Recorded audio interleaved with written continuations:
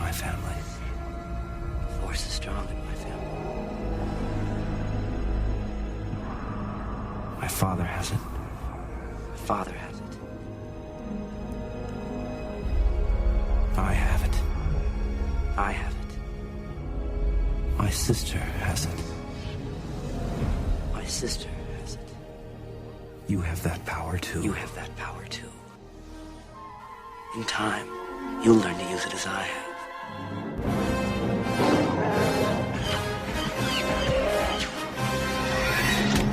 We would be honored if you would join us. Chewie, we're home.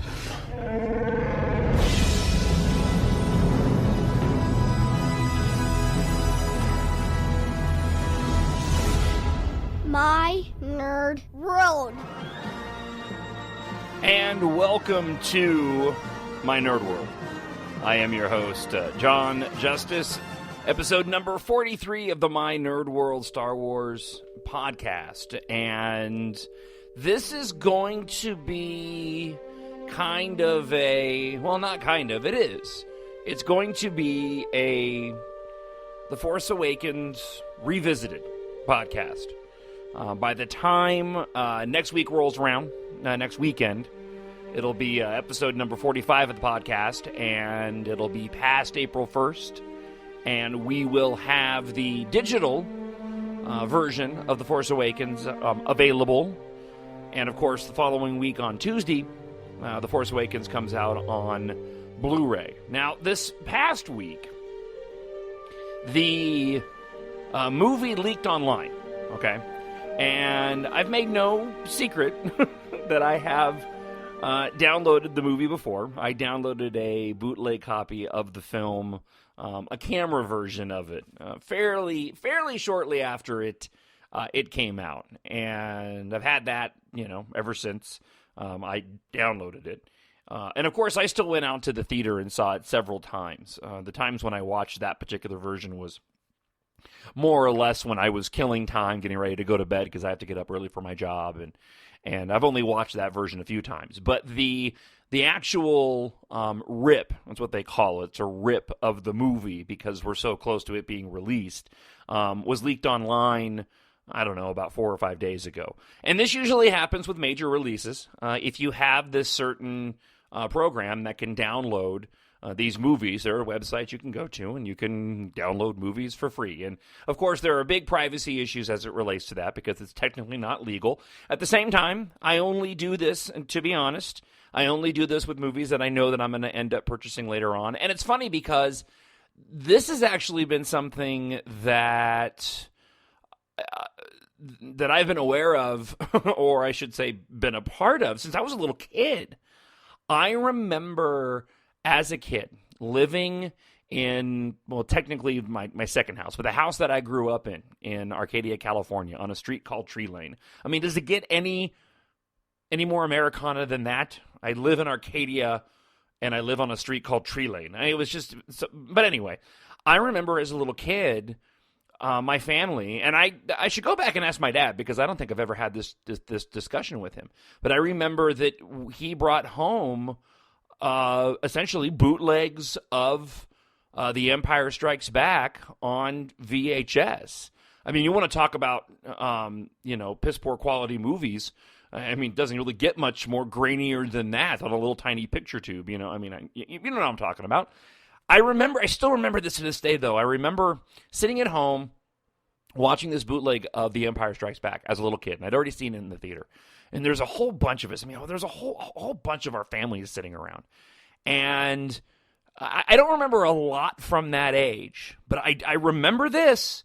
I remember sitting there on the floor in this den area of the house that we lived in that eventually ended up becoming my brother's room, and I'm just kind of recalling things from the past as a kid. And I remember watching the film, sitting crisscross applesauce on the floor, just wide-eyed watching this movie. And at the beginning of the film, when the first Republic transports take off from Hoth, and they fire the ion cannon, and it knocks out the Star Destroyer, and the Rebel comes over the PA and goes, The first transport is away. The first transport is away. And the rebels getting ready in their fight in their orange jumpsuits in the hangar on Hoth are all, yay! I remember as a kid cheering at that moment and then being unbelievably embarrassed because I was the only kid, or I was the only person in the room that went and did that. So bootlegs have kind of been a part of my life for a long, long time. Anyway, I was excited this week because I'm going to buy the Blu-ray of the movie, and then I'll probably buy several versions of it, just like most of us have. I mean, I haven't bothered to keep track of how many versions of the original films I've had, but you go 1, 2, let's see, that's 3, that's 4, 5, at least 5 different versions of the original trilogy, at least 2 or 3 different of the prequel trilogy. So I downloaded the Blu-ray rip. The quality is really, really good. It's not. It's basically like if streaming a movie online, which isn't nearly as good as a Blu-ray. I mean, it's good, but not nearly as good. If you stream a movie on your TV, and I'm very aware of this type of stuff. I like a clean, crisp picture. I've converted almost my entire library to Blu-ray for this very reason. If streaming an HD movie online is an 8.5, then a rip of a Blu-ray is probably a 7.5. It just has some pixelation around the corners, and it really just comes down to the fact that you're watching it from a video file, and on a big. I have a pretty big TV, but it's again. I mean, it's the closest thing to being almost just like if you were streaming it, and not quite Blu-ray. But it's. I mean, I watched the whole thing last night. Is my point. I sat down and watched it beginning to end. I had kind of been watching it in pieces throughout the week because I just didn't have time to sit down and watch all of it. And finally last night, after having watched another movie, I sat down and just watched it beginning to end. And something very funny happened during the film, and I'll talk about this in a moment. But I love this movie. I guess that's what I'm trying to say. The first 7.5 minutes of this podcast saying I'm going to revisit The Force Awakens in honor of its physical release this coming week is to say I just adore this movie. And having watched other movies, and particularly a few other movies, leading up to watching it again last night, I just sat back in awe of its simplicity, how the wonder of its grandeur in its simplicity. And maybe, and I'm not attempting to, I don't want to sound poetic, but that's really what it is. And it's funny because tonight I have my wife and my 9-year-old are heading out to go to a birthday party for him right around 5:00, and it runs 5 to 7:30, and so that's usually dinner time and weekend movie watching time, and so it's like, oh, okay, well, cool, I kind of got free reign of the TV. Usually I'll sit down and I will decide with my wife Melinda what are we going to watch together, and having just watched The Force Awakens last night, I'm trying to justify in my head, I wonder if I can get away with watching it again. I mean, I could. But I'm weird like that. I sit back and go, well, I did just watch it. I should probably go and watch something else. But which I probably will do. I've chosen a couple movies that I do want to watch tonight, and I might even wait now that I've watched this particular good copy. I might even just wait another week or so until the Blu-ray comes out as my next viewing, just to put some distance on it. But watching the movie last night, and again, in comparison to the movies that I watched over the course of the past 2 days, and what I mean by that is I went out and saw Batman vs. Superman, Dawn of Justice, opening night on Thursday night.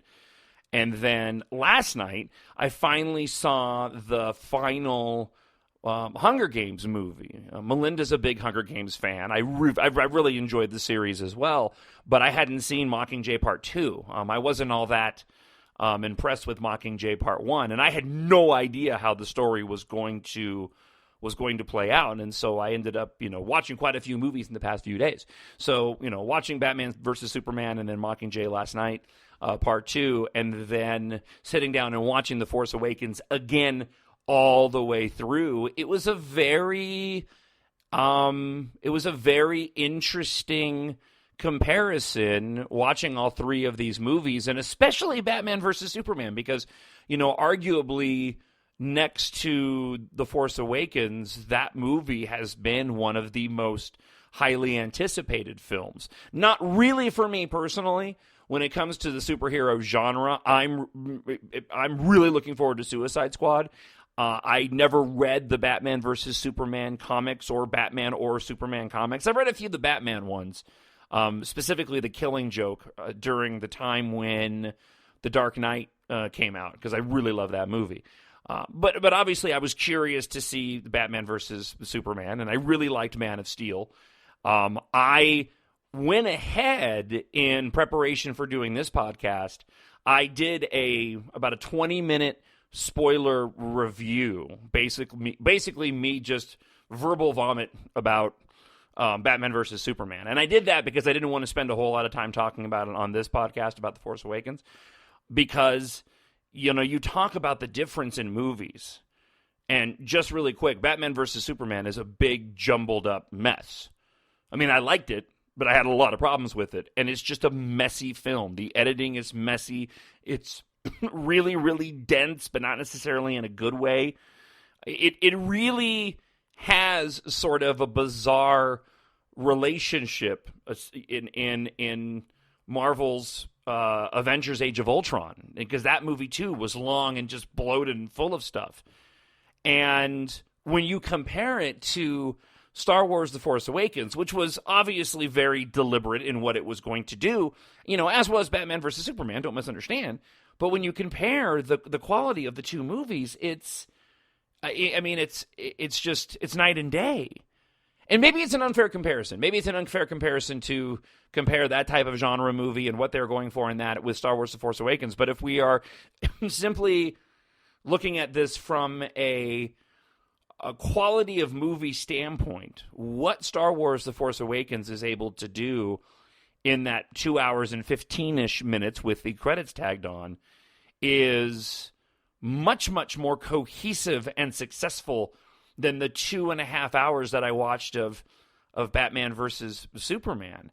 There really is, and I'm going to get all poetic again, but there's almost a very delicate genius to what George Lucas did in that original Star Wars A New Hope that was able to be continued in different ways with The Empire Strikes Back and Return of the Jedi. But that original movie and the people that surrounded it and the circumstances that surrounded it that ended up creating that movie and what it did, it really is the stuff of magic.